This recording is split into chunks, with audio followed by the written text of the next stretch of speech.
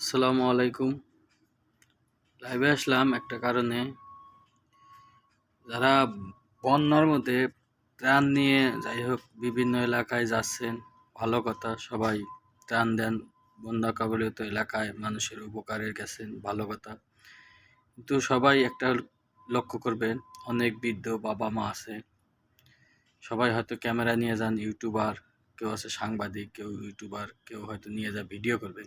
একটাই অনুরোধ, এমনও মানুষ আছে বাবা মা হয়তো 2-4 কেজি আপনারা যাই হোক ত্রাণ দিয়ে সহযোগিতা করতে গেছেন, আপনারা তাদের উপকারে হেল্প করতে গেছেন, কিন্তু আপনাদের এই উপকারিতার জন্য এখন হয়তো 2-4-5 কেজি বা 2 কেজি বা 10 কেজি যাই দেন, আপনাদের জন্য ভিডিও করবেন না প্লিজ। এইটা আপনাদের উপরে অনুরোধ।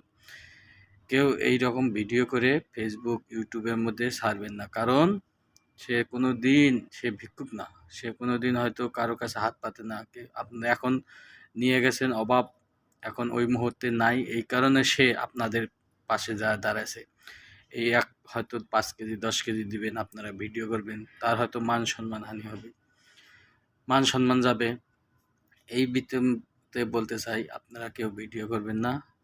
যেটুকু সহযোগিতা করতে দরকার আপনার সহযোগিতা করবেন, আপনাদের সব কিছুই দেখবে উপর আল্লাহ।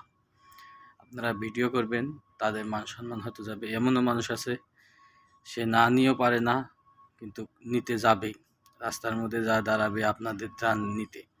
কেউ ভিডিও করবেন, এইটাই অনুরোধ। সবাইকে বলি এইটা।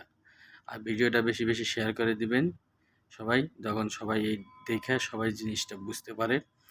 কেউ ভিডিও করবেন না, এটাই আমার অনুরোধ। আর সবাইকে বলি, সবাই যেহেতু সহযোগিতা নিয়ে যাবেন, কেউ ভিডিও করবেন না, এটাই সবার কাছে অনুরোধ। সবাই এই কাজটাই করবেন, ভিডিও কেউ করবেন না। তো ভিডিওটা বেশি বড় করব না, সবাইকে জানাই দিলাম। এইটা ভিডিওটা বেশি বেশি শেয়ার করবেন, সবাই দেখে যখন সবাই বুঝতে পারে যে না কথাটা ঠিক আছে হোক। আল্লাহ যখন সবাইকে হেফাজত করে, বন্যার পানি যখন তাড়াতাড়ি নামে যায়, এটাই হলো মূল কথা। তো ঠিক আছে, সবাই ভালো থাকবেন। আসসালামু আলাইকুম, আল্লাহ হাফেজ।